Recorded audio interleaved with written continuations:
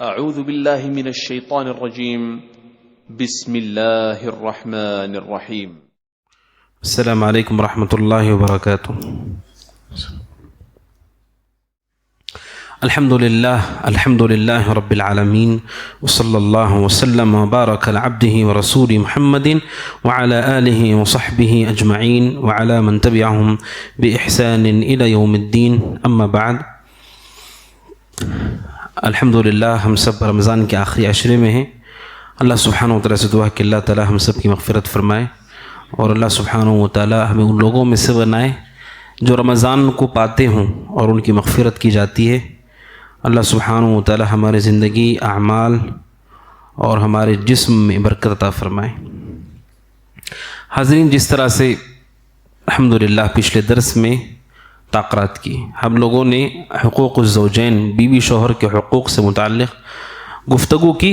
بہت تفصیلی موضوع ہے، ساری باتوں کو ایک ساتھ اکٹھا کر کے بیان کرنا ممکن نہیں ہے۔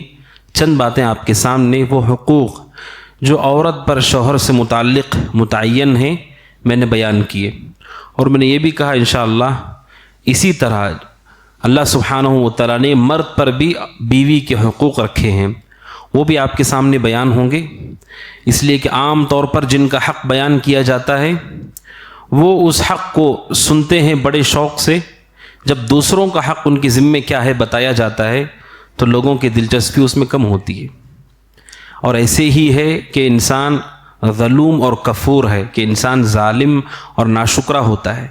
جب وہ مزدور ہوتا ہے تو مالک کی شکایت کرتا ہے، جب مالک ہوتا ہے تو مزدور کی شکایت کرتا ہے، بہر صورت اس سے باہر نہیں جاتا ہے۔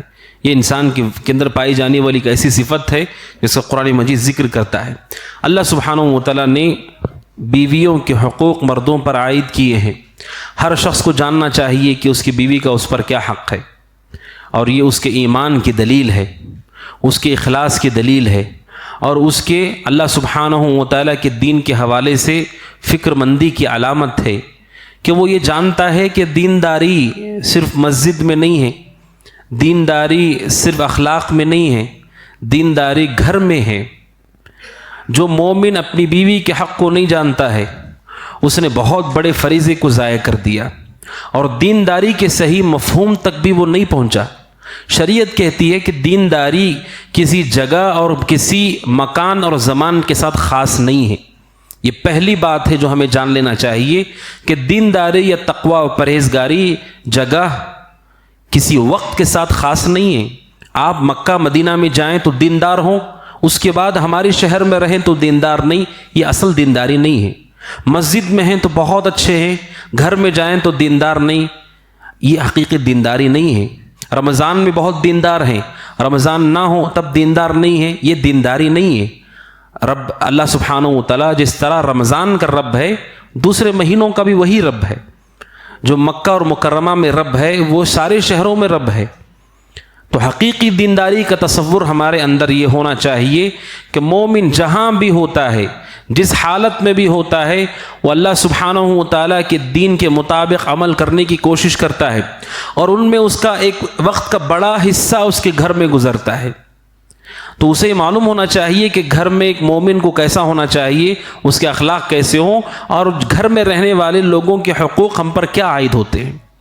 ان میں سے بیویاں بھی ہیں، ان کے حقوق ہمارے اوپر کیا عائد ہوتے ہیں۔ جان لیں اللہ سبحانہ و تعالیٰ نے میاں بیوی ان کے درمیان پائی جانے والی محبت کو اپنی نشانی قرار دیا۔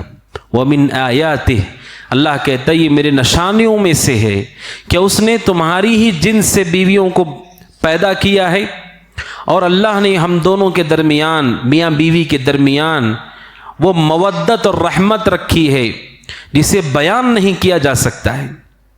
ماں باپ سے بھی رشتہ ہوتا ہے، بھائی بہن سے بھی، دیگر لوگوں سے بھی، لیکن میاں بیوی کے درمیان جو مودت اور رحمت ہے اور جو سکون اللہ نے رکھا ہے، اللہ سبحانہ و تعالیٰ نے ایسا رشتہ کہیں نہیں بنایا ہے۔ اور آپ جانتے ہیں سب سے پہلا رشتہ جو وجود میں آیا بنی نوع انسانیت میں میاں بیوی کا رشتہ ہے۔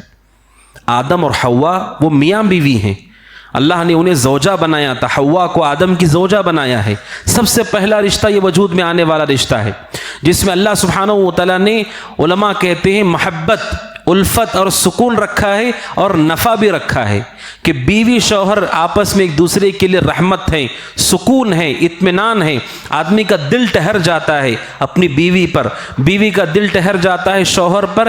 اسی طرح نفع ہے کہ اللہ تعالیٰ ان دونوں کے ذریعے سے انہیں اولاد عطا کرتا ہے، جس اولاد سے وہ پوری زندگی فائدہ اٹھاتے ہیں، ذہنی طور پر سکون ہوتے ہیں، اولاد ہوتی ہے، اور وہ مالی اعتبار سے تعاون کرتے ہیں ہمارا، اور دیگر ناحیوں سے بھی مفید ہوتے ہیں۔ اب سوچئے کہ کتنا مبارک رشتہ ہے کہ انسان کا ذہنی سکون بھی ہے، دل کی راحت بھی ہے، اور دنیا کا فائدہ بھی ہے اس میں، کہ اللہ تعالیٰ نعمت اولاد دیتا ہے۔ یہ اللہ کی عظیم نشانی ہے میاں بیوی کا رشتہ۔ اس وضاحت کے ساتھ ہر مومن کو جاننے کی کوشش کرنا چاہیے کہ کیا حق ہے جو اللہ سبحانہ و تعالیٰ نے ہمارے اوپر ان کے حوالے سے عائد کیا ہے۔ اس حوالے سے میں جو حدیث بیان کرنا چاہتا ہوں وہ حدیث حضرت معاویہ بن حیدہ القشیری رضی اللہ تعالیٰ عنہ کی حدیث ہے۔ وہ اللہ کے نبی علیہ الصلوۃ والسلام کے پاس آتے ہیں اور آ کر کے اللہ کے نبی سے سوال کرتے ہیں۔ کیا سوال کرتے ہیں؟ اے اللہ کے نبی، ہماری جو بیویاں ہیں، ہماری بیویوں کا ہم پر کیا حق ہے؟ یہ نبی اکرم صلی اللہ علیہ وسلم سے کیا جانے والا بہت عظیم سوال ہے، اور علماء کہتے ہیں صحابہ کی عظمت کو پہچاننے کا ایک زاویہ یہ بھی ہوتا ہے، سارے صحابہ کے سوالات کو پڑھ کے دیکھیے۔ نبی جب تک باحیات تھے، جتنے صحابہ نے نبی سے سوالات کیے ہیں، ان کے سوالات سے معلوم ہوتا ہے کہ وہ کتنے عظیم لوگ تھے، کیا پوچھتے تھے نبی سے، کیا معلوم کرنا چاہتے تھے نبی سے۔ حضرت معاویہ بن حیدہ قشیری رضی اللہ عنہ اللہ کے نبی سے پوچھتے ہیں، اے اللہ کے نبی، ما حق زوجت احدنا علیہ، اے اللہ کے نبی، بیویوں کا ہم پر کیا حق ہے؟ علماء کہتے ہیں یہ جو قاعدہ ہے کہ ہم دوسرے کا حق، جو ہمارے اوپر ہمارا جو حق ہے دوسرے کے اوپر، وہ ہم سب جاننا چاہتے ہیں، حاصل کرنا چاہتے ہیں۔ میں اگر مزدور ہوں تو میں اپنے مالک سے پورا حق چاہتا ہوں، لیکن مالک کا میرے اوپر کیا حق ہے میں یہ جاننا نہیں چاہتا۔ یہ انسانوں میں پائی جانے والی فطرت ہے کہ اپنا حق تو اسے پورا چاہیے، لیکن دوسرے کا حق کیا ہے اسے اس میں کوئی دلچسپی نہیں۔ صحابی رسول معاویہ بن حیدہ رضی اللہ عنہ کا سوال اس چیز کو الٹ کر بتاتا ہے کہ وہ خود شوہر ہوتے ہوئے اللہ کے نبی سے آ کے پوچھتے ہیں اپنے حق کے بارے میں نہیں، کہ اللہ کے نبی، جس کو میں نے نکاح کر کے اپنے گھر لے کر آیا ہوں اس کا حق میرے اوپر کیا ہے، کیا حق ادا کرنا چاہیے مجھے۔ یہ اللہ کے نبی سے سوال کیا، اور بہت عظیم سوال ہے، بلکہ علماء نے یہاں تک کہا ہے کہ اچھا سوال آدھا دین ہے۔ یہ اچھا سوال آدھا دین ہے۔ آپ سب جانتے ہیں صحیح مسلم کی پہلی حدیث، حضرت جبریل علیہ السلام اللہ کے نبی کے پاس آئے اور آپ سے پوچھا اسلام کیا ہے، ایمان کیا ہے، احسان کیا ہے، قیامت کب آئے گی، پوری تفصیل۔ جب وہ چلے گئے اللہ کے نبی نے حضرت عمر سے پوچھا جانتے ہو وہ کون تھے؟ حضرت عمر نے کہا کون تھے اللہ کے نبی؟ آپ نے کہا وہ جبریل تھے جو دین سکھانے کے لیے آئے تھے۔ سوال یہ ہے کہ جبریل نے کیا دین سکھایا؟ جبریل نے تو صرف سوالات کیے، ایمان کیا ہے، احسان کیا ہے، قیامت کب آئے گی، یہ تو سوالات ہیں، جبریل نے دین کہاں سکھایا؟ لیکن نبی نے یہ کہا کہ جبریل دین سکھانے کے لیے آئے تھے۔ علماء اس کے جواب میں کہتے ہیں آدھا دین اچھا سوال کرنا ہے، کہ حضرت جبریل کے سوالات کتنے عظیم سوالات ہیں۔ اسلام کیا ہے اللہ کے نبی، ایمان کیا ہے، احسان کیا ہے، قیامت کب آئے گی، اتنے عظیم سوالات کہ علماء کہتے ہیں اچھا سوال ہی آدھا دین ہے۔ جس آدمی کو سوال کرنے کا طریقہ آتا ہے، جانکاری حاصل کرنے کا طریقہ آتا ہے کہ کیا سیکھنا ہے، کتنا سیکھنا ہے، کب سیکھنا ہے، اگر یہ آدمی کو سلیقہ آ جائے بہت خیر میں ہوتا ہے، وہ آدھا دین اس سے محفوظ ہوتا ہے اس کا۔ تو اللہ کے نبی کے صحابی حضرت معاویہ بن حیدہ قشیری رضی اللہ تعالیٰ عنہ نے نبی اکرم صلی اللہ علیہ وسلم سے پوچھا اللہ کے نبی میری بیوی کا مجھ پر کیا حق ہے؟ اب دیکھیے اللہ کے نبی کا جواب، کیا حق ہوتا ہے شوہر پر بیوی کا؟ اللہ کے نبی نے فرمایا ان تطعمها اذا طعمت، آپ نے کہا جب تم کھاتے ہو اسے کھلاؤ۔ یہ پہلا حق ہے جو اللہ کے نبی نے بیان کیا کہ انسان نکاح کر کے لاتا ہے، اس سے فائدہ اٹھاتا ہے، راحت محسوس کرتا ہے، وہ خدمت کرتی ہے، ہماری بھی پورے گھر کی، بچوں کی، ماں باپ کی، آپ کو کیا کرنا ہے؟ آپ کی ذمہ داری یہ ہے کہ آپ اسے کھلائیں، جسے آپ اپنی روزی کا بندوبست کرتے ہیں، اپنی بیوی کی روزی کا بندوبست کریں۔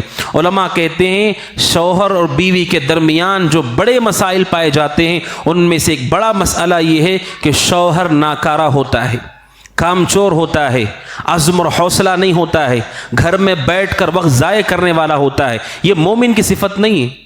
قرآن کہتا ہے کہ مرد ذمہ دار ہے، گھر کا حاکم ہے، اور حاکم گھر پہ بیٹھا ہوا ہو اور ذمہ داری پوری نہ کرتا ہو، یہ کیسا حاکم ہے؟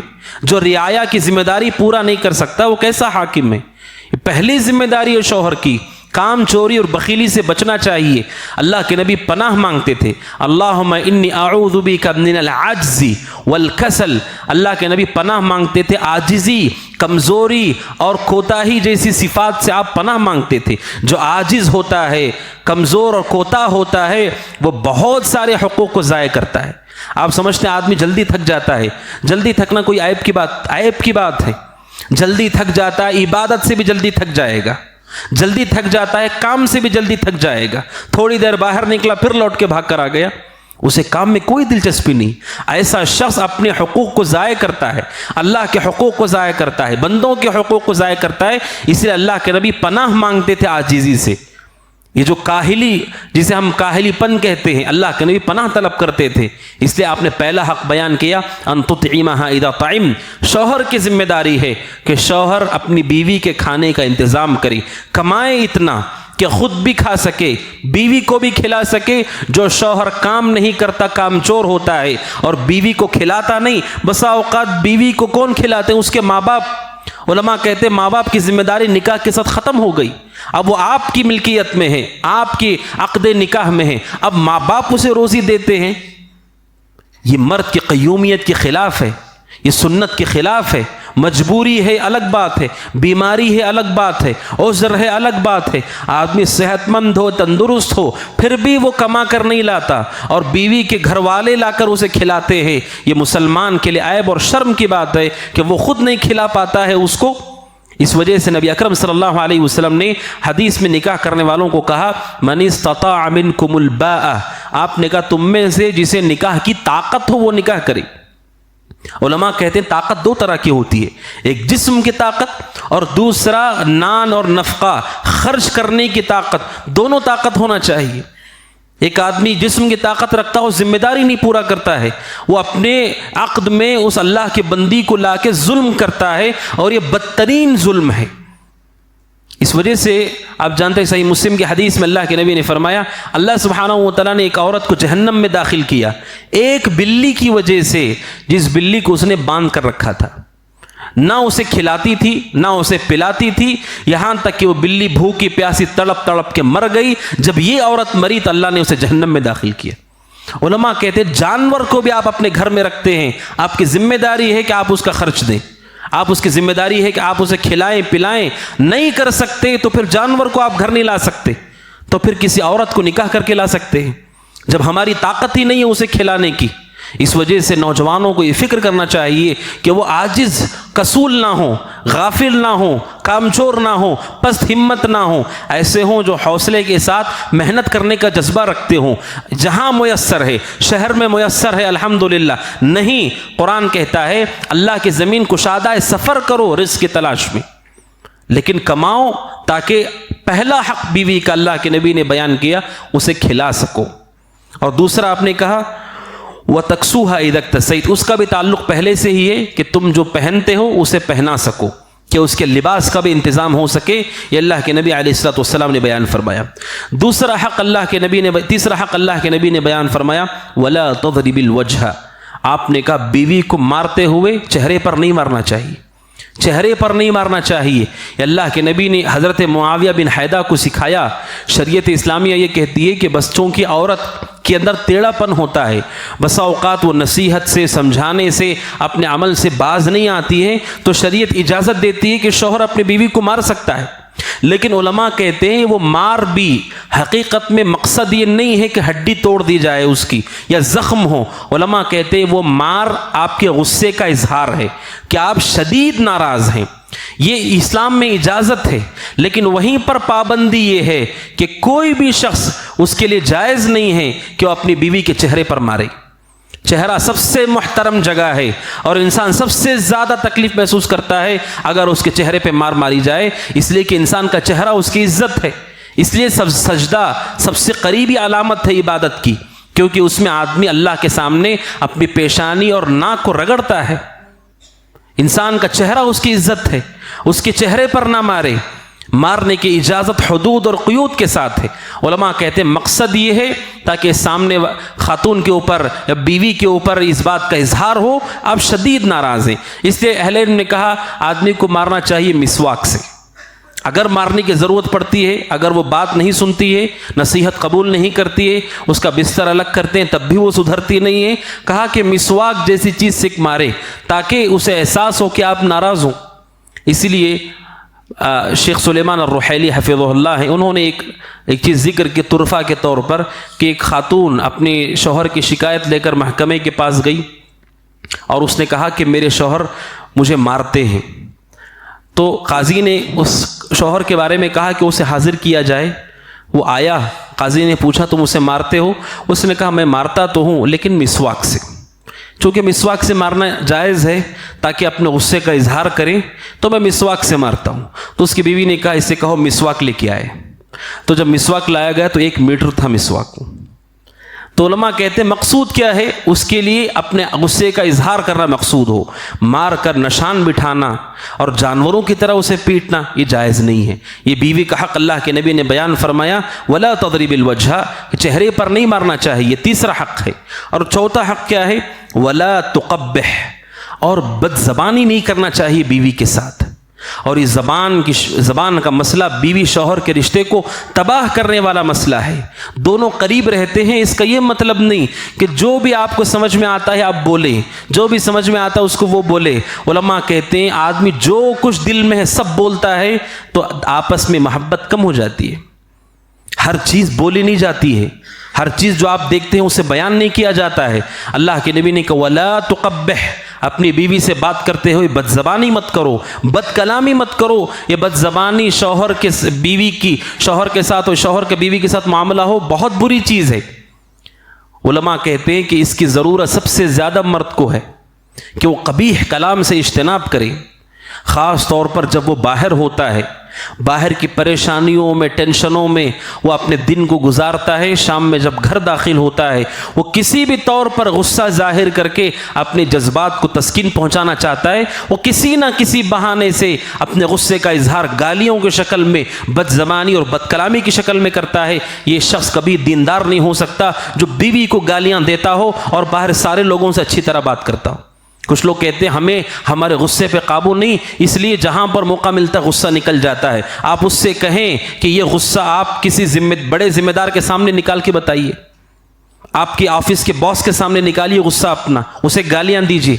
انسان جب اپنے سے بڑے آدمی کے پاس ہوتا ہے اسے معلوم ہے کہ غصہ آ رہا ہے، لیکن وہ اسے ظاہر نہیں کرتا، کنٹرول کرتا ہے، قابو کرتا ہے۔ بیوی زیادہ حق رکھتی ہے۔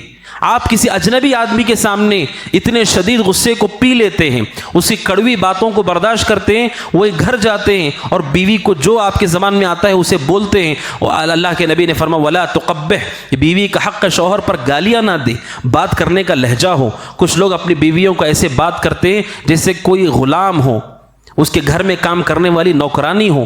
وہ اللہ سبحانہ و تعالیٰ کی نعمت ہے، آپ اس سے راحت پاتے، فائدہ اٹھاتے ہیں، اور اس کے بدلے میں احسان کا بدلہ احسان ہوتا ہے، اور آدمی اس سے اتنے گرے ہوئے لہجے میں بات کرتا ہے، گالیاں دے کر بات کرتا ہے، جھڑک کر بات کرتا ہے۔ بلکہ بعض مرد تو ایسے ہیں جو بیوی کو اپنے برابر بٹھانا بھی پسند نہیں کرتے۔ یہ طریقہ صحیح طریقہ نہیں ہے۔ اللہ کے نبی علیہ الصلوۃ والسلام کا انداز گفتگو کیا تھا؟ اللہ کے نبی علیہ الصلوۃ والسلام کہتے ہیں خیرکم خیرکم لأہلہ وانا خیرکم لأہلی۔ آپ نے کہا تم میں سب سے اچھا انسان وہ ہے جو اپنے گھر والی کے ساتھ اچھا ہو، اور آپ نے کہا میں سب سے زیادہ تم میں اپنے گھر والوں کے ساتھ اچھا ہوں۔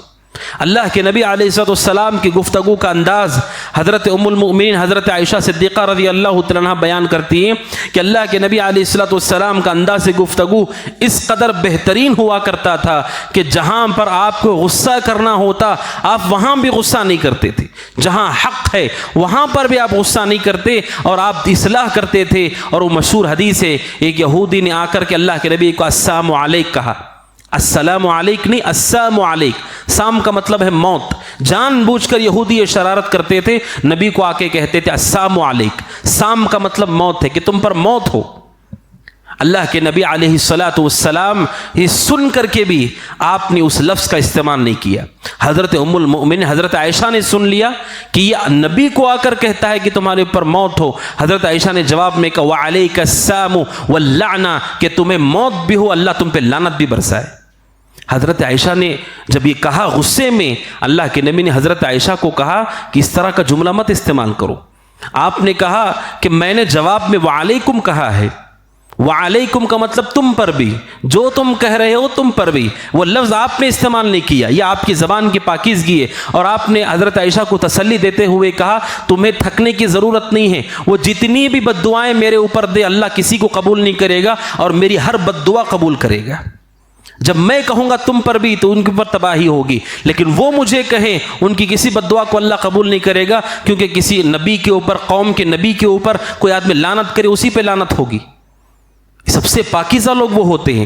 تو نبی اکرم صلی اللہ علیہ وسلم کی زبان اپنی بیویوں کے لیے بہت شائستہ، بہت عمدہ اور نرم ہوا کرتی تھی، اور اللہ کے نبی صلی اللہ علیہ وسلم نے صحابی کو اسی بات کی تعلیم بھی دی۔ اور آخری بات اللہ کے نبی نے اس حدیث میں حضرت معاویہ بن حیدہ کو بتائی، آپ نے کہا وَلَا تَهْجُرْ إِلَّا فِي الْبَيْتِ، وَلَا تَهْجُرْ إِلَّا فِي الْبَيْتِ کیا معنی ہے؟ اللہ کے نبی نے فرمایا علیہ السلام کہ انسان اگر بیوی سے الگ ہوتا ہے کسی ناراضگی کے سبب، کوئی مسئلہ درمیان میں ہوتا ہے، تو یہ بات گھر کے اندر ہونی چاہیے، یہ بات کمرے کے اندر ہونا چاہیے، یہ بات کھل کر باہر نہیں آنا چاہیے۔ بیوی شوہر کے درمیان ساری چیزوں کے باوجود بھی اختلاف کا ہونا، آپس میں رنجش کا ہونا یہ طے ہے، اس سے کوئی انسان بچ نہیں سکتا ہے۔ خود احادیث میں اللہ کے نبی علیہ السلام اور آپ کی بیویوں کے درمیان بھی بسا اوقات ایسی چیزیں ہوئیں، لیکن اللہ کے نبی نے تعلیم دی وَلَا تَهْجُرْ إِلَّا فِي الْبَيْتِ، کہ اگر تمہیں الگ بھی ہونا پڑ رہا ہے، اپنی بیوی کا بستر الگ کرنا پڑ رہا ہے، یہ کوئی اور بات ہے، یہ چیز گھر کے اندر ہونا چاہیے، گھر کے باہر نہ ہو۔ کیوں؟ علماء کہتے ہیں بیوی شوہر کے مسائل جب گھر کے باہر آتے ہیں تو چھوٹے نہیں بڑے ہو جاتے ہیں۔ چھوٹا مسئلہ، بسا اوقات چھوٹا مسئلہ اتنا بڑا ہوتا ہے باہر کے لوگوں کی دخل اندازی کے سبب کہ طلاق کی نوبت آتی ہے۔ تو اللہ کے نبی علیہ السلام نے منع کیا، اور خود اللہ کے نبی علیہ السلام اس چیز کا پورا خیال کیا کرتے تھے۔ صحیح بخاری کی وہ مشہور حدیث ہے، آپ سب جانتے ہیں، اللہ کے نبی علیہ السلام قیلولے کے وقت دوپہر میں جب سوتے ہیں، اس وقت اللہ کے نبی اپنی بیٹی فاطمہ کے گھر گئے۔ جب گھر گئے حضرت علی رضی اللہ عنہ گھر میں موجود نہیں تھے۔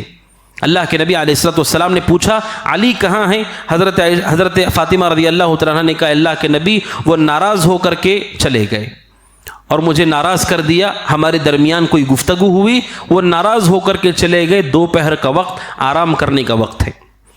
اللہ کے نبی علیہ السلام، بخاری کی حدیث ہے، اس حدیث کو روایت کرنے والے صحابی سہل بن سعد الساعدی کہتے ہیں جب بیٹی نے یہ کہا کہ آپ کے داماد ناراض ہو کر چلے گئے، سونے کا وقت گھر میں، وہ گھر میں موجود نہیں ہے، اللہ کے نبی علیہ السلام سے یہ بھی کہا کہ ہمارے درمیان کسی بات پر گفتگو ہوئی، ناراضگی بھی ہوئی، اللہ کے نبی نے پلٹ کر نہیں پوچھا کہ کس بات پہ ناراضگی ہوئی۔ علماء کہتے یہ ہوتی ہے حکمت۔ وہ لوگ جو گھر کے سرپرست تھے، شوہر کی طرف کے لوگ، بیوی کی طرف کے لوگ، بیوی شوہر کے مسائل ہوتے ہیں، صبح اختلاف شام کو مل جاتے ہیں، اگر باہر کے لوگ دخل اندازی کرتے ہیں، چھوٹا مسئلہ بھی بہت بڑا ہوتا ہے، اللہ کے نبی نے فاطمہ سے پوچھا نہیں کہ کیا ہوا، کیا مسئلہ ہوا تھا، بلکہ اللہ کے نبی صلی اللہ علیہ وسلم نے ایک صحابی جو ساتھ تھے، آپ نے کہا دیکھو علی کہاں ہیں، تلاش کرنے کے لیے کہا۔ حضرت علی رضی اللہ تعالیٰ عنہ کو پایا، انہوں نے، اس صحابی نے، کہ مسجد میں سوئے ہوئے ہیں۔ علماء کہتے ہیں یہ شخص کو دیکھیے، حقیقی شوہر وہ ہے جو بیوی اور شوہر کے درمیان ہونے والی بات کو ظاہر نہ کرتا ہو۔ حضرت علی رضی اللہ تعالیٰ عنہ چاہتے تو اللہ کے نبی کے پاس شکایت لے کر آ سکتے تھے، وہ بھی اپنے سسر کے پاس نہیں گئے، مسجد کو گئے۔ اور حضرت فاطمہ نے جب کہا کہ میرے ان کے درمیان کوئی مسئلہ ہوا، حضرت فاطمہ نے بھی صراحت نہیں کی کس بات پر مسئلہ ہوا۔ یہ بیوی اور شوہر کا ایک دوسرے پر حق ہے کہ شوہر اور بیوی آپسی جو مسائل ہوتے ہیں کسی بھی شخص کو چاہے وہ سب سے قریبی کیوں نہ ہو اسے بیان نہ کرے۔ بسا اوقات ان کی غلط رہنمائی اس چھوٹے مسئلے کو بڑا کر سکتی ہے۔ چھوٹے چھوٹے مسائل پر ہمارے بعض ساتھی بھی ہیں، سینئر ساتھی، جو لوگوں کے درمیان طلاق اور خلا کے مسائل دیکھتے ہیں، جب ان سے گفتگو ہوتی ہے وہ حیرت کرتے ہیں، وہ پریشان ہو جاتے ہیں۔ وہ کہتے ہیں کہ آپ دیکھیں گے شیخ کہ لوگوں کے درمیان طلاق کے مسائل بسا اوقات کھانے کو لے کر کے ہو جاتے ہیں، بسا اوقات چند روپیوں کو لے کر کے ہو جاتے ہیں۔ کیوں؟ جب گہرائی میں جاتے ہیں تو دیکھتے ہیں ان کی والدہ نے انٹرفیئر کیا، ان کی والدہ نے رہنمائی کی۔ وہ وہاں سے رہنمائی کرتی ہے کہ تمہیں کیا کرنا ہے، یہاں سے ان کی والدہ کہتی ہے کہ انہیں کیا کرنا ہے، ان کے والد کہتے ہیں کیا کرنا ہے، ان کے والد کہتے ہیں کیا کرنا ہے۔ چھوٹا مسئلہ اتنا بڑا ہوتا ہے۔ حضرت علی اپنے سسر کے پاس نہیں آئے، مسجد کو گئے۔ حضرت فاطمہ نے بھی نہیں بتایا کیا ہوا، اور نبی نے بھی نہیں پوچھا کہ کیا ہوا۔ علماء کہتے ایسے ہی بیوی شوہر کے رشتہ داروں کو بھی ہونا چاہیے۔ اللہ کے نبی ایک طرف سسر بھی ہیں، ایک طرف باپ بھی ہیں۔ اللہ کے نبی نے اپنے داماد سے بھی نہیں پوچھا اور اپنی بیٹی سے بھی نہیں پوچھا کیا مسئلہ ہے۔ اور ایسے ہی رشتہ داروں کو بھی ہونا چاہیے کہ بیوی شوہر کے آپسی مسائل میں دخل اندازی نہ کریں، اس سے مسائل بہت بڑے ہو جاتے ہیں۔ اللہ کے نبی مسجد کو گئے، مسجد نبوی میں حضرت علی رضی اللہ عنہ لیٹے ہوئے تھے اور ان کے اوپر سے چادر ہٹ گئی تھی، ان کا کندھا پہلو ظاہر ہو چکا تھا۔ علماء کہتے اللہ نے گھر اسی لیے بنایا ہے کہ گھر میں انسان سکون محسوس کرتا ہے، راحت محسوس کرتا ہے، اور گھر کی طرح سکون باہر نہیں ہوتا ہے۔ وہ مسجد میں لیٹے ہیں، ان کے کندھے کے اوپر سے چادر گر گئی، اور آدمی بسا اوقات نیند میں، رات کی نیند ہو، دوپہر کی نیند ہو، آدمی کبھی ایسے سوتا ہے کہ اسے ہوش نہیں ہوتا ہے، اس کے جسم سے کپڑا ہٹا ہوا ہوتا ہے۔ اللہ نے گھر کی نعمت دی ہے، بہت عظیم نعمت ہے۔ اس گھر کی نعمت کو بچا کر رکھنا ہماری ذمہ داری ہے۔ کب تک آپ مسجد میں سو سکتے ہیں؟ کب تک آپ رشتہ دار کے گھر میں سو سکتے ہیں؟ آپ کا اپنا گھر ہے جہاں پر آپ اپنی بیوی بچوں کے ساتھ رہتے ہیں۔ اللہ کے نبی علیہ السلام حضرت علی کے پاس گئے اور آپ نے مسئلے کو ایسے حل کیا کہ واپس وہ اپنے گھر گئے۔ اللہ کے نبی نے حضرت علی رضی اللہ تعالیٰ عنہ کو بڑی محبت سے مزاح کرتے ہوئے آپ نے کہا قم یا ابا تراب، آپ نے کہا اے ابو تراب، تراب کہتے مٹی کو، انہیں مٹی کے باپ ابو تراب کا ترجمہ ہوتا ہے۔ آپ نے کہا اے ابو تراب کھڑے ہو جاؤ۔ محبت اور مزاح سے اللہ کے نبی نے یہ جملہ کا، علماء کہتے ہیں کیوں کہا ابو تراب، کیوں مزاح کیا وہاں پر؟ کیونکہ اہل علم کہتے ہیں نبی کا اس جگہ پر مزاح کرنا اس مسئلے کو ہلکا کرتا ہے۔ بیوی شوہر میں مسئلہ ہوا ہے، اب تیسرا آدمی داخل ہو کر گفتگو مسکرا کے کرتا ہے، اس کی مسکراہٹ ہی آدھے مسئلے کو ختم کر دے گی۔ اس لیے اللہ کے نبی نے مزاح کرتے ہوئے کہا اب ابو تراب کھڑے ہو جاؤ، تاکہ حضرت علی کو لگے کہ ہاں مسئلہ کوئی بہت بڑا مسئلہ نہیں ہے۔ اگر داخل ہونے والا آدمی بہت غصے اور سنجیدگی کے ساتھ بیٹھ کر دونوں طرف کی بات سن رہا ہے، چھوٹی بات بھی بڑی ہوگی۔ سبحان اللہ، یہ ایک حدیث صحیح بخاری کی، علماء نے اس ایک حدیث سے بیوی شوہر کے درمیان ہونے والے مسائل، دنیا بھر کے مسائل اللہ کے نبی علیہ السلام کی اس ایک حدیث سے اہل علم نے مستنبط کیے ہیں، جن کا تعلق بیوی شوہر سے بھی ہے، جس کا تعلق سسرال سے بھی ہے، میکے سے بھی ہے۔ ایک حدیث سے متعدد مسائل کو علماء نے مستنبط کیا اور کہا بیوی شوہر کی زندگی کا منہج کیا ہونا چاہیے۔ اس ایک حدیث سے کئی باتیں معلوم ہوتی ہیں۔ تو بیوی شوہر کے حقوق کا خیال کرتے ہوئے اس کا بھی خیال کرے شوہر بھی اور بیوی بھی کہ دوسروں کو اپنے معاملات میں داخل نہ کرے، اس سے معاملات میں بہت سارا بگاڑ ہوتا ہے۔ یہ بیوی شوہر کے اوپر حقوق ہے۔ اسی طرح شوہر اور بیوی کے حقوق میں سے ایک حق یہ بھی ہے، اللہ سبحانہ و تعالیٰ نے جو سب سے پہلے رکھا ہے کہ نکاح کرنے والے کو چاہیے اپنی بیوی کا مہر دے، اور یہیں پر سبحان اللہ شروعات میں ہی گڑبڑ ہوتی ہے کہ نکاح کرنے والا بیوی کو مہر ہی نہیں دیتا، اور ہمارے یہاں مہر دینے کا تصور نہیں پایا جاتا ہے، پوری زندگی بھر مہر نہیں دیتا، جب وہ فوت ہو جاتا ہے تو عورت کو بلایا جاتا ہے اور کہا جاتا ہے تو معاف کر دو، اور وہ معاف کر دیتی ہے۔ یہ پہلا گناہ ہے جو نکاح ہونے کے ساتھ ہی ہوتا ہے۔ کیسے زندگی میں برکت ہوگی کہ شروعات ہی میں اللہ کی نافرمانی ہے۔ وَآتُوا النِّسَاءَ صَدُقَاتِهِنَّ نِحْلَةً، اللہ کہتا ہے اپنی بیویوں کو ان کا مہر دو، اور یہ بھی کہتا ہے ان کی رضامندی کے بغیر کچھ بھی تم نہیں لے سکتے۔ جو مہر ہم دیتے ہیں خالصتاً اس کا حق ہے، اس کے بدل آپ اس سے نفع اٹھاتے ہیں، اس عقد نکاح اور مہر کے بعد اسے اپنے گھر سے آپ اپنے گھر لے آتے ہیں، اتنا بڑا عمل ہوتا ہے، اور اس کے بدل آپ کو جو ذمہ داری دی جاتی ہے کہ ابتدا میں آپ مہر دیں۔ یہ مہر اللہ سبحانہ و تعالیٰ کی طرف سے یہ عقد نکاح اجنبی جوڑے کو آپس میں محبت کرنے والا بناتا ہے۔ سب سے پہلے یہ حق ہے جو ادا کرے، اور اگر اس نے ادا نہیں کیا اور بیوی سے کہا جائے تو معاف کر دو، وہ کہہ دے میں معاف کر دوں تو معاف ہو جاتا ہے۔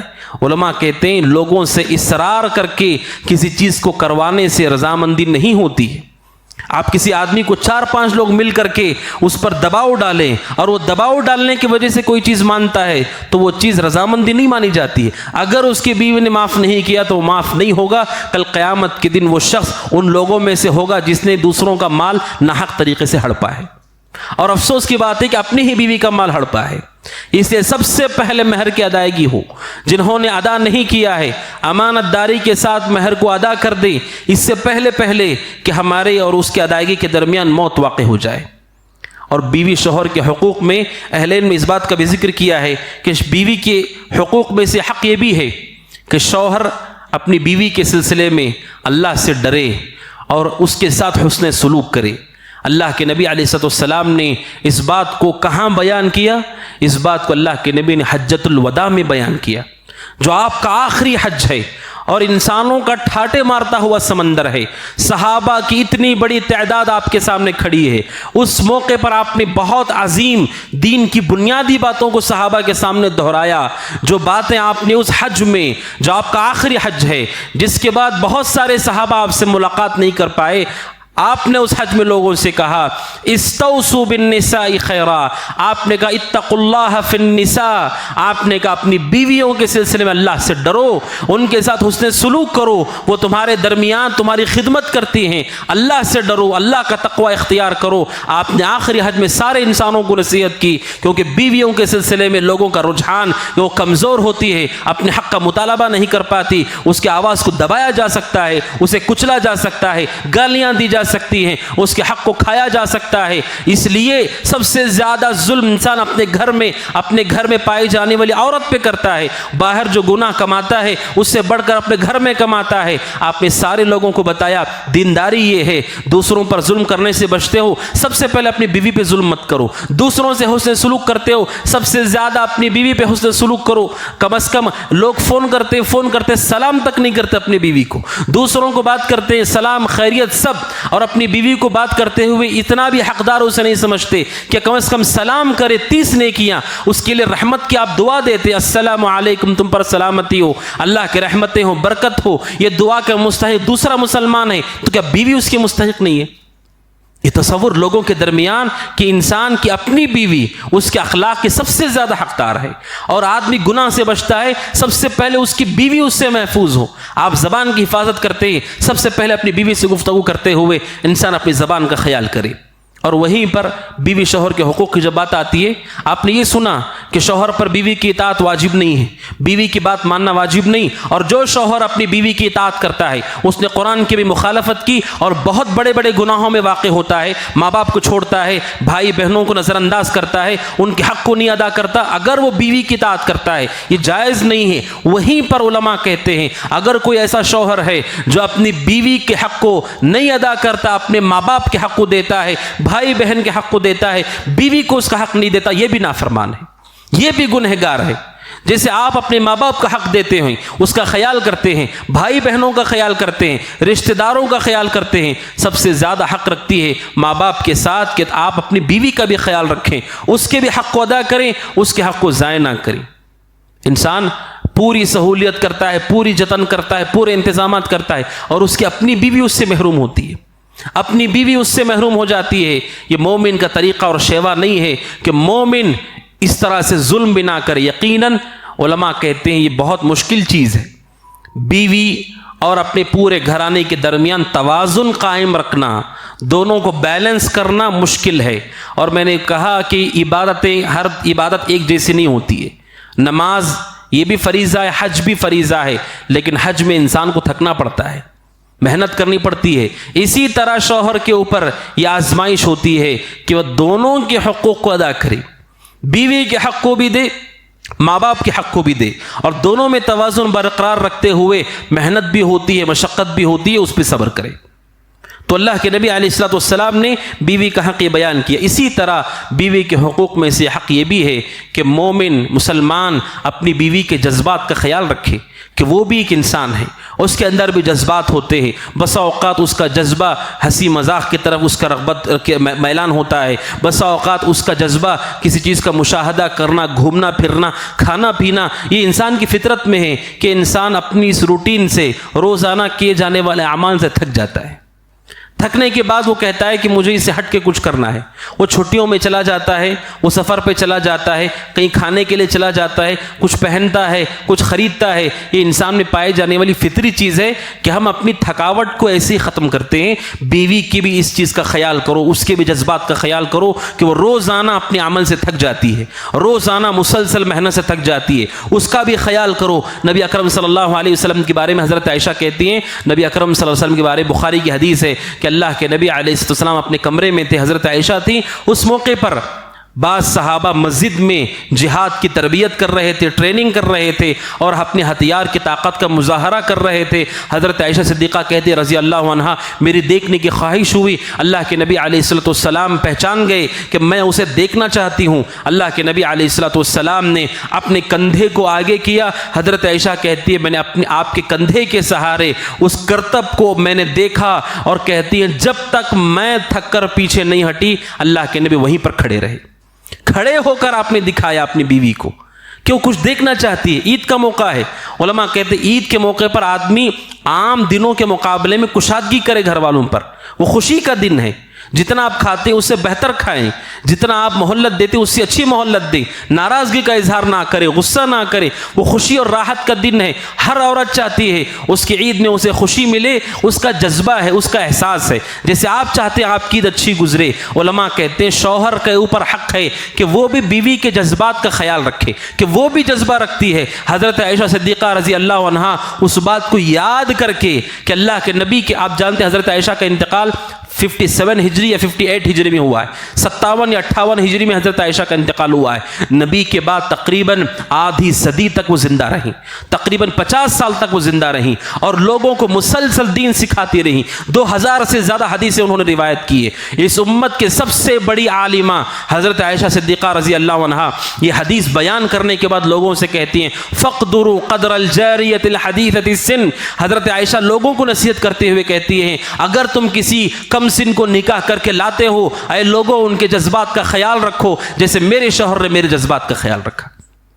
تو یہ مومن کا طریقہ ہوتا ہے کہ وہ جذبات کا خیال رکھتا ہے۔ وہ سمجھتا ہے کہ اس کی بیوی ایک جانور کی طرح ہے، بے جان پتھر کی طرح ہے، کہ اس میں کوئی جذبہ نہیں، سارے لوگ مزے کر رہے ہیں، چھٹیوں پہ جا رہے ہیں، عیش کر رہے ہیں، کھا رہے ہیں، پی رہے ہیں، اور اس کی بیوی کو کچھ نہیں ہے، اس کی بیوی کے لیے راحت کا کوئی سامان نہیں۔ یہ مومن کا طریقہ نہیں۔ مومن کے اوپر حق ہے کہ اپنی بیوی کے جذبات کا خیال رکھے۔ شیخ سلیمان رحیلی حفظہ اللہ کہتے ہیں جو آدمی یہ چاہتا ہے کہ گھر میں اس کی اطاعت کی جائے، گھر میں اس کی بات سنی جائے، اسے چاہیے کہ مباح چیزوں میں ان کے لیے کشادگی کرے۔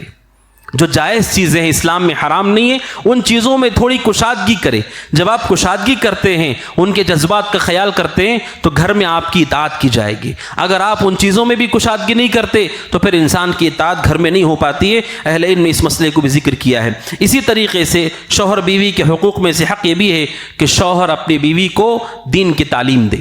قرآن مجید میں اللہ سبحانہ و تعالیٰ کہتا ہے یا ایھا الذین آمنوا قوا انفسکم واہلیکم نارا، اے ایمان والو اپنے آپ کو اور اپنے گھر والوں کو آگ سے بچاؤ، نار جہنم سے بچاؤ، اپنی بیوی بچوں کو، گھر والوں کو آگ سے بچاؤ۔ کیسے آگ سے بچائیں گے؟ حضرت علی رضی اللہ عنہ نے کہا علموہم وادبوہم، انہیں دین کی تعلیم دو، دین کا علم دو۔ یہ شوہر پر حق ہے بیوی کا کہ وہ اپنی بیوی کو دین کی تعلیم دے، اس لیے کہ وہ آپ کے ذمے میں ہے، آپ کی ذمہ داری میں ہے، آپ کے ماتحت ہے، آپ کی اجازت کے بغیر گھر سے باہر نہیں نکل سکتی، آپ کی اجازت کے بغیر وہ کوئی اپنی مرضی سے کوئی فیصلہ نہیں کر سکتی۔ پھر آپ کی ذمہ داری ہے کہ آپ اس کی آخرت کی فکر کریں۔ آپ دیکھیں کہ آپ کی بیوی کے پاس کتنا علم ہے دین کا، کیا چیز وہ جانتی ہے، کتنی چیزوں پر وہ عمل کرتی ہے، یہ بھی آپ کی ذمہ داری ہے، ورنہ کل قیامت کے دن آپ کی بیوی آپ کے لیے مصیبت اور عذاب کا سبب ہوگی جب وہ یہ کہے گی کہ میں نے اپنے بڑے کی اطاعت کی اور اس نے مجھے اللہ کے راستے سے گمراہ کیا۔ اسے مسجد میں آنے کی اجازت نہیں، اسے جمعہ میں آنے کی اجازت نہیں، اسے دینی مجالس میں جانے کی اجازت نہیں، دینی دروس میں جانے کی اجازت نہیں، نہ اسے پڑھنا لکھنا آتا ہے، نہ اس کے پاس سننے کا وقت ہے کہ کم از کم موبائل فون سے وہ درس سنے۔ آخر دین کا علم آئے گا کہاں سے؟ کیسے وہ دین سیکھے گی؟ کیسے اللہ سے ڈرے گی؟ وہ بنیادی چیزوں سے واقف نہیں ہے۔ بسا اوقات عورت کو یہ بھی نہیں معلوم ہوتا ہے۔ ہمارے ایک ساتھی نے بتایا کہ کسی خاتون نے انہیں فون کر کے رابطہ کر کے کہا کہ مجھے آج تک یہ نہیں معلوم تھا کہ شب قدر کے وقت اللہم انک عفو تحب العفو فاعف عنا یہ پڑھنا ہے، مجھے آج تک نہیں معلوم تھا۔ ایسی بھی عورتیں ہیں، اور بسا اوقات شوہر سے وہ پوچھتی ہیں دینی مسائل کے بارے میں، اس طرح انہیں جھڑکتا ہے، نظر انداز کرتا ہے، گویا کہ اسے کہتا ہے کہ تمہارا اس سے کوئی تعلق نہیں ہے۔ دوسروں سے وہ بات کر رہا ہے، دوسروں کو نصیحت کر رہا ہے، سب کو دین سکھا رہا ہے، اپنی بیوی کو دین نہیں سکھا رہا۔ یہ طریقہ صحیح طریقہ نہیں۔ نبی اکرم صلی اللہ علیہ وسلم کے بارے میں حضرت عائشہ صدیقہ رضی اللہ تعالیٰ عنہا کہتی ہیں نبی اکرم صلی اللہ علیہ وسلم جب گھر میں ہوتے، اللہ کے نبی علیہ السلام اپنے گھر والوں کے ساتھ دین کا اہتمام کیا کرتے تھے۔ اور یہ حدیث جو آپ نے بار بار سنی اور سن رہے ہیں، حضرت عائشہ کہتی ہیں اللہ کے نبی جب آخری عشرے میں داخل ہوتے تو اللہ کے نبی علیہ السلام اپنے گھر والیوں کو جگایا کرتے تھے تاکہ وہ بھی اللہ کی عبادت کر کے نجات پائیں جیسے آپ نجات پانا چاہتے۔ کتنے لوگ ہیں جو آج شب قدر کی تلاش میں طاق راتوں کے لیے اور شب قدر کو پانے کے لیے عبادت کرنا چاہتے ہیں، تراویح کی نماز پڑھنا چاہتے ہیں، اور انہوں نے کم از کم اپنی بیویوں کو اجازت دی ہو کہ تم بھی جا کے نماز پڑھو، تم بھی جا کر دعا کرو اور تلاوت کرو۔ کتنے لوگ ہیں؟ یہ حق ہے آپ کے اوپر، آپ اس کی آخرت کی فکر کریں، ورنہ کل قیامت کے دن آپ ہی کے ذمے ہوگا۔ وہ کہے گی کہ میں نے اپنے بڑے کی اطاعت کی اور اس نے مجھے راہ راست سے گمراہ کر دیا۔ تو یہ بیوی کا حق ہے جو اللہ سبحانہ و تعالی نے ہمارے ذمے رکھا ہے۔ اسی کے ساتھ اہل علم یہ بھی کہتے ہیں بیوی کا حق شوہر کے اوپر یہ بھی ہے کہ وہ اپنی بیوی کے ساتھ معاملہ کرتے ہوئے یہ جان لے کہ اللہ سبحانہ و تعالی نے کسی کو کامل نہیں پیدا کیا ہے، کسی کے اندر کمال نہیں ہے، کمال صرف اللہ میں ہے، کہ کوئی میرے میں غلطی ہی نہ ہو، کوئی کمی نہ ہو۔ ایسا ہو نہیں سکتا ہے، ہر آدمی میں کمی ہوتی ہے۔ لوگ کہتے ہیں وہ فلاں بہت اچھے ہیں، تھوڑا یہ بھی ہوتا تو اچھا تھا، تھوڑی یہ چیز ان کے اندر نہیں ہوتی تو اچھا تھا۔ یہ کبھی ختم نہیں ہو سکتی ہے۔ کمال صرف اللہ کے لیے۔ دنیا کا کوئی ملک ایسا نہیں ہے، کوئی انسان ایسا نہیں ہے جس کے اندر سب کا سب کمال پایا جاتا ہو، کوئی کمی نہ ہو، ایسا ممکن نہیں ہے۔ شیخ سحیمی حفظہ اللہ سے کسی نے سعودی عرب کے بارے میں پوچھا، وہاں کے مسائل کے بارے میں پوچھا، اس وقت انہوں نے یہ جملہ ارشاد فرمایا، وہ کہتے ہیں کہ عندنا نقص عندکم نقص والنقص موجود والکمال للہ۔ وہ کہتے میرے میں بھی کمی ہے، آپ میں بھی کمی ہے، سب میں کمی ہے، کمال صرف اللہ کے اندر ہے۔ جب کمال صرف اللہ کے اندر ہے تو ایک ملک کیسے ساری چیزوں میں کمال پر آ سکتا ہے کہ اس میں کوئی غلطی ہی نہ ہو؟ کیسے کوئی حاکم ایسا ہو سکتا ہے مسلمان کہ اس میں کوئی غلطی ہی نہ ہو؟ کوئی عالم کیسے ایسا ہو سکتا ہے کہ اس میں کوئی کمی نہ ہو؟ ایسا ممکن نہیں، کمال صرف اللہ کے پاس ہے۔ اسی طرح بیویوں کے اندر وہ لوگ جو کمال تلاش کرتے ہیں وہ بھی بیویوں کے حق کو ضائع کر دیتے ہیں کہ وہ چاہتے ہیں کہ ان کی بیوی ان کی سوچ کے مطابق ہو۔ یہ ممکن نہیں ہے، یہ ممکن نہیں ہے جب ہم دین کے مطابق نہیں ہیں۔ دین کیا چاہتا ہے ہم خود ویسے نہیں ہیں، اور ہم یہ چاہتے ہیں کہ ہماری سوچ جیسی ہے ویسی ہی میری بیوی اور زوجہ ہو، یہ ممکن نہیں ہے۔ اسی لیے نبی اکرم صلی اللہ علیہ وسلم نے حدیث میں کہا لا یفرق مؤمن مؤمنہ، اللہ کے نبی نے کہا کسی بھی مرد کو، مومن کو بیوی سے بغض نہیں رکھنا چاہیے۔ بعض لوگ اپنی بیویوں سے بغض رکھتے ہیں، ان کے اندر کچھ حرکات، کچھ کمیاں دیکھتے ہیں، دل میں بغض رکھتے ہیں۔ اللہ کے نبی نے کہ ان کرہ منھا شیء، اگر کوئی چیز اچھی نہیں دکھتی ہے آپ کو، کوئی کمی دکھتی ہے اس کے اندر، رضی منھا آخر، اللہ نے وہیں پر اس کے اندر کچھ اچھائیاں بھی رکھی ہیں جسے آپ غور کرو گے تو آپ راضی ہو جاؤ گے۔ ہر آدمی دیکھے کہ اس کی بیوی میں اگر عیب ہے، کمی ہے، اسی طرح اللہ نے اس کے اندر کچھ کمال رکھا ہے، خوبیاں رکھی ہیں، کچھ ایسے اوصاف رکھے ہیں، اگر آپ غور کریں گے تو آپ اس سے راضی ہوں گے، اپنے پاس محبت کے ساتھ اسے روک کر رکھیں گے۔ ہر آدمی دیکھیں، اگر آدمی کمال تلاش کرتا ہے کہ اس میں کوئی غلطی نہ ہو تو پھر وہ اپنی بیوی کو یا تو بہت بری طریقے سے رکھے گا یا اسے ضائع کر دے گا، رشتے کو ختم کر دے گا۔ جو آدمی یہ جانتا ہے کہ میری بیوی میں عیب ہے لیکن اس کے باوجود وہ میری بیوی ہے، محبت کرتی ہے، خدمت کرتی ہے، طاقت بھر کوشش کرتی ہے، اگرچہ کہ کبھی کبھی مسائل ہوتے ہیں، علماء کہتے ہیں اس حدیث میں عمل کرنے والا اپنی بیوی کی قدر کرے گا۔ ایک عالم دین ہے، وہ کہتے ہیں کہ وہ مغسلہ میں گئے جہاں جنازوں کو نہلایا جاتا ہے، وہ کہتے ہیں کہ ایک نوجوان لڑکی اس کا انتقال ہو گیا، اسے غسل دیا گیا، جنازے میں اسے سجایا گیا اور جنازے کو رکھا گیا۔ اس کے رشتہ دار بھی تھے، اس کا شوہر بھی تھا جو وہ بھی نوجوان ہی تھا۔ وہ کہتے ہیں کہ میں نے اسے دیکھا، وہ زمین پر جنازے کے بازو بیٹھ کر رو رہا تھا اور بلک رہا تھا اور کہہ رہا تھا اپنی بیوی سے کہ میرے ساتھ چل میرے گھر، آج کے بعد تجھے کوئی تکلیف نہیں دوں گا۔ علماء کہتے ممکن نہیں، وہ جب تک آپ کے ساتھ ہے، آپ کے پاس ہے، طاقت بھر آپ کی خدمت کرتی ہے، کوشش کرتی ہے کہ آپ کو سکون ہو، راحت ہو، لیکن یہ کہ پوری طریقے سے آپ کے موافق ہو ممکن نہیں۔ جب تک وہ زندگی میں ہے اس کی قدر کرے۔ یہی معاملہ بیوی کے ساتھ بھی ہے، جب تک شوہر ہے قدر کرے۔ اللہ سبحانہ و تعالیٰ نے موت کا وقت کسی کے لیے ظاہر نہیں کیا ہے، اللہ بہتر جانتا ہے اس جوڑے میں سے کون پہلے چلا جائے گا۔ اللہ جانتا ہے کہ بیوی پہلے فوت ہوگی یا شوہر پہلے فوت ہوگا، لہٰذا اس سے پہلے کہ اس کے جانے کے بعد انسان کو افسوس ہو، اس لیے کتنے واقعات ہوتے ہیں، بیوی انتقال کر گئی، چند مہینوں کے بعد اس کا شوہر بھی مر گیا، سوچ سوچ کر کے اندر سے وہ گھٹنے لگتا ہے، ہلاک ہو جاتا ہے۔ تب اسے احساس ہوتا ہے جیسی بھی ہے، کمالات نہیں ہیں، اچھے اوصاف میں کمی ہوگی، تب بھی وہ میری بیوی ہے۔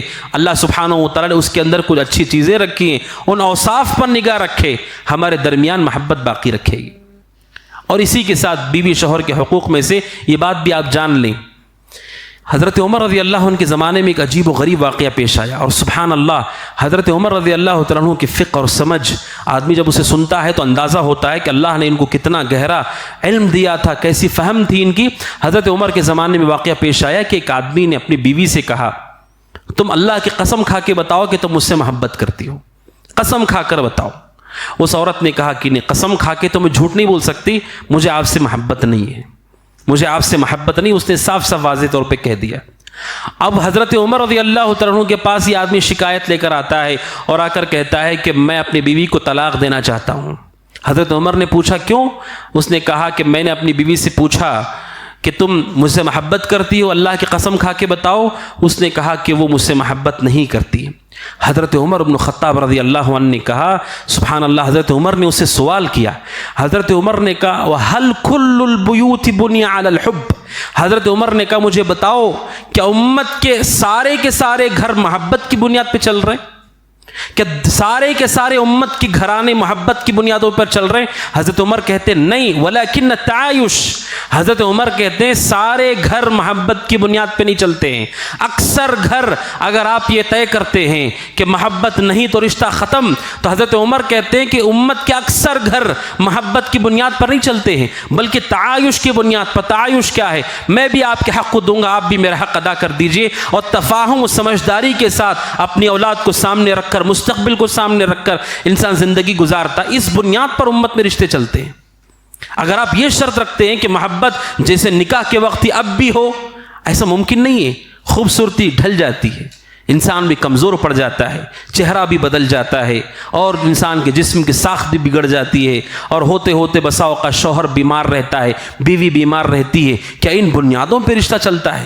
حضرت عمر نے کہا تعایش پہ رشتہ چلتا ہے۔ آپ اس کے حق کو دو، وہ آپ کے حق کو ادا کرے گی، ایک دوسرے کے حق کو ادا کرتے ہو، اللہ تمہارے درمیان وہ محبت پیدا کرتا ہے، اس محبت پہ گھر چلتا ہے۔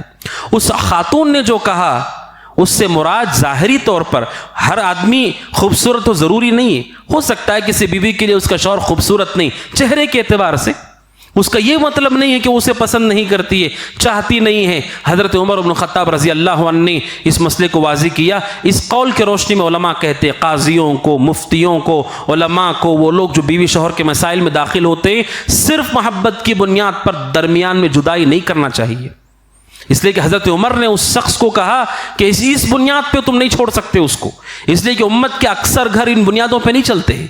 ساری امت کے اکثر گھر ایک دوسرے سے فہم تفاہم کے ساتھ اولاد ہو جاتی ہے، پھر انسان اس کی ترقی، اس کے خیال میں، اس کی تربیت میں عمر گزار دیتا ہے اور بوڑھا ہو جاتا ہے۔ اگر ان بنیادوں پہ افتراق ہوگا تو امت کے اکثر گھر ٹوٹ جائیں گے۔ تو اس بات کو بھی جان لیں کہ ہو سکتا ہے ظاہری جسمانی طور پر رغبت انسان کی کم ہو اپنی بیوی کے متعلق، اس کی خوبصورتی ہو سکتا ہے کم ہو، بیوی کے لیے شوہر ہو سکتا ہے بہت زیادہ خوبصورت نہ ہو، اس کے باوجود اگر ہم ایک دوسرے کے حق کو ادا کرتے ہیں اللہ اس میں برکت دیتا ہے، اللہ اس جوڑے میں برکت دیتا ہے۔ لہٰذا فکر کرنا چاہیے کہ ہم کیسے ایک دوسرے کے حقوق کو ادا کریں گے، کیسے ہم ایک دوسرے کے حقوق ادا کریں۔ علماء کہتے ہیں نکاح یہ اصل میں بہت بڑی ذمہ داری ہے، بہت بڑی ذمہ داری ہے۔ نکاح کے ساتھ ہی آدمی بہت ساری ذمہ داریوں میں داخل ہوتا ہے، اپنی بیوی اور اس کے بچے، اور بیوی کے لیے شوہر اور شوہر کے بچے اور اس کا پورا گھرانہ، یہ بہت بڑی ذمہ داری ہے۔ اس ذمہ داری کے لیے انسان کے پاس علم بھی ہونا چاہیے، سمجھ بھی ہو، اور اللہ سے توفیق بھی مانگے۔ اگر وہ مدد نہیں کرے گا تو پھر انسان راستے ہی میں بکھر جائے گا۔ اللہ سے توفیق کی دعا مانگے، دعا کرے اپنے لیے بھی، اپنے گھر والوں کے لیے بھی، اور یہ بھی حق ہے بیوی کا شوہر کے اوپر کہ شوہر اپنی بیوی کے لیے دعا کرے، اپنی بیوی کے لیے دعا کرے۔ آپ سب کے لیے دعا کرتے ہیں، بیوی کے لیے دعا کرتے ہیں کہ جو آپ کے ہم سفر ہے۔ علماء کہتے ہیں بیوی حقیقت میں انسان کی تسکین ہے۔ قرآن مجید نے اسے لباس قرار دیا، ہن لباس لکم وانتم لباس لہن، بیوی شوہر کے لیے لباس ہے اور شوہر اس کے لیے لباس ہے۔ وہ سب سے قریبی چیز ہے، انسان کے سب سے قریب رہنے والی چیز اس کا لباس ہے، اور اسی لباس سے جسم کے عیب چھپے ہوتے۔ ہمیں نہیں معلوم انسان کے اندر کیا کیا عیب ہے، اس لباس نے اسے چھپا رکھا ہے۔ یہی بات بیوی کی بھی ہوتی ہے، بیوی بھی جانتی ہے عیوب کیا ہیں، کمیاں کیا ہیں، پھر بھی اسے چھپا کر ڈھانپ کر رکھتی ہے، وہ حق رکھتی ہے آپ اس کے حق میں دعا کریں۔ اسی لیے حضرت عائشہ صدیقہ رضی اللہ تعالیٰ عنہ نے نبی اکرم صلی اللہ علیہ وسلم کو ایک مرتبہ دیکھا کہ آپ بڑے خوش ہیں، مسرت میں ہیں، تو حضرت عائشہ نے کہا اللہ کے نبی میرے لیے دعا کیجیے۔ آپ نے کہا اللہم اغفر لی عائشہ ذنبہ، آپ نے کہا اللہ عائشہ کے گناہ کو معاف فرما، جو آگے ہے، جو پیچھے ہے، جو ظاہر ہے، باطن ہے، اللہ ان کے گناہ کو معاف کر دے۔ اللہ کے نبی نے اپنی بیوی کو دعا دی، اور قرآن مجید سکھاتا ہے مومنین وہ ہیں والذین یقولون ربنا هب لنا من ازواجنا وذریاتنا قرۃ اعین وجعلنا للمتقین اماما۔ اللہ کہتا ہے نیک اللہ کے بندے وہ ہیں جو اللہ سے دعا کرتے ہیں۔ کیا دعا کرتے ہیں؟ ربنا، اے ہمارے رب، ہب لنا من ازواجنا وذریاتنا قرۃ اعین، اے اللہ ہماری بیویوں، ہمارے بچوں کو ہمارے لیے آنکھوں کی ٹھنڈک بنا، وجعلنا للمتقین اماما، اور ہم ان کے سرپرست ہیں، سرپرست کی حیثیت سے اے اللہ ہمیں ان کا امام بنا، متقی اور پرہیزگار بنا۔ یہ مومن کی صفت ہے، اللہ قرآن میں نقل کرتا ہے مومن وہ ہے جو تہجد پڑھتا ہے، تواضع سے چلتا ہے، جو شرک نہیں کرتا، جو زنا نہیں کرتا۔ انہی صفات کے ساتھ اللہ نے یہ صفت بھی بیان کی، مومن وہ ہے جو اپنی بیوی بچوں کے لیے دعا کرتا ہے۔ لہٰذا دعا کریں ایسے رمضان کے موقع پر اور دیگر مناسبتوں سے جب ہم دنیا کی ساری چیزیں مانگتے ہیں، وہ چیز نہیں مانگتے۔ علماء کہتے ہیں حقیقت میں سب سے قیمتی چیز دنیا میں انسان کے لیے اس کی بیوی ہے۔ اللہ کے نبی نے فرمایا علیہ السلام الدنیا متاع، آپ نے کہا دنیا سامان ہے، وخیر متاع الدنیا المرأة الصالحہ، آپ نے کہا دنیا کا بہترین سامان عورت ہے، اس کے ذریعے سے انسان آخرت کے سفر پہ چلتا ہے آسانی کے ساتھ۔ وہ آپ کے لباس، آپ کے کھانے، آپ کے پہننے، آپ کے سونے، آپ کے بستر، آپ کے جوتے، ہر چیز کی فکر کر کے آپ کو آسانی کرتی ہے۔ اس سے قیمتی چیز کیا ہو سکتی ہے؟ آپ گاڑی لے کر آتے ہیں، کیا گاڑی آپ کو کھانا دیتی ہے؟ آپ لباس لے کر آتے ہیں، کیا لباس آپ کو نیند دیتا ہے؟ لیکن اللہ نے بیوی کو سب سے بہترین سامان بتایا ہے کہ اس کے ذریعے سے انسان اللہ تک پہنچتا ہے، بہت سہولیتوں کے ساتھ، بہت آسانی کے ساتھ۔ اس کا وجود انسان کے لیے سراپا خیر ہے، رحمت ہے۔ اسی لیے اللہ سبحانہ وتعالیٰ نے کہا کہ ہم نے آپ سے پہلے بھی جن رسولوں کو بھیجا وَجَعَلْنَا لَهُمْ أَزْوَاجًا وَذُرِّيَّةً، اللہ نے ان رسولوں کو بیویاں بھی دی تھی، بچے بھی دیے تھے۔ اس لیے کہ بیوی انسان کے لیے سب سے بہترین سامان ہے جس سے وہ سب سے زیادہ نفع اٹھاتا ہے۔ اس لیے اپنی بیویوں کے لیے حق میں مومن کو دعا بھی کرنا چاہیے۔ اسی کے ساتھ آخری بات جو اس حوالے سے مجھے آپ کے سامنے رکھنی ہے وہ یہ ہے کہ شوہر کو چاہیے اپنی بیوی کے حقوق کی ادائیگی کے حوالے سے اس چیز کا بھی خاص خیال رکھے کہ بیوی جو اللہ سبحانہ وتعالیٰ کی نعمت ہے، وہیں پر بیوی اور بچے انسان کے لیے فتنہ ہیں۔ بیوی بچے انسان کے لیے فتنہ ہیں. ان من ازواجکم و اولادکم عدو لکم. اللہ کہتا ہے تمہاری بعض بیویاں بچے تمہارے دشمن ہیں. اللہ نے اسے فتنہ قرار دیا. کیوں؟ جب وہ راحت ہے، سب سے بہترین سامان ہے، فتنہ کیوں ہے؟ بیوی فتنہ کیوں ہے؟ اولاد فتنہ کیوں ہے؟ علماء کہتے اس لیے کہ انسان بیوی بچوں کی وجہ سے سب سے زیادہ دین کو اسی لیے چھوڑتا ہے، سب سے زیادہ دینداری کو اسی لیے چھوڑتا ہے. نماز چھوڑ کر وہ کام کر رہا ہے. کیوں کام کر رہا ہے؟ دن رات وہ محنت کر رہا ہے، چوری غبن ڈاکہ زنی کر رہا ہے. کیوں کر رہا ہے؟ تاکہ وہ بیوی کو دے، تاکہ بچوں کو وہ کھلائے. بلکہ اللہ کے نبی نے کہا حدیث میں کہ انسان کی اولاد انسان کو بخیل بناتی ہے، انسان صدقہ نہیں کرتا ہے. انسان کی اولاد انسان کو بزدل بناتی ہے، اللہ کے راستے میں نہیں نکلتا. انسان کی اولاد انسان کو جاہل بناتی ہے کہ ان کے رزق کے تلاش میں وہ جاہل زندہ رہ کے مر جاتا ہے. یہ فتنہ ہے کہ آپ ان کا خیال کرتے ہو، اللہ کے دین پہ مقدم نہ کرے ان کو، کہ وہ آپ کے لیے فتنہ ہے. اگر کوئی بیوی بچے کے لیے جاہل رہ جاتا ہے کہ وہ دین سیکھنے کے لیے نہیں جاتا، عمل نہیں کرتا، بزدلی اختیار کرتا ہے، اللہ کے نبی نے اسے ڈرایا ہے. قرآن بھی کہتا ہے کہ یہ ہمارے لیے فتنہ ہے اور یہ دشمن ہے اس ناحیے سے ہمارے لیے کہ اللہ کے راستے میں انسان. آپ پوچھئے وہ لوگ جب اللہ کے نبی علیہ السلام کے زمانے میں اللہ کے راستے میں قتال ہوا کرتا تھا، جو پیچھے رہ جانے والے تھے ان کے پیچھے جو اسباب تھے ان میں سے بیویاں بھی تھیں. بیوی جانے کی اجازت نہیں دیتی کیونکہ اسے ڈر ہے کہ وہ جائے گا تو ہو سکتا ہے قتل ہو جائے.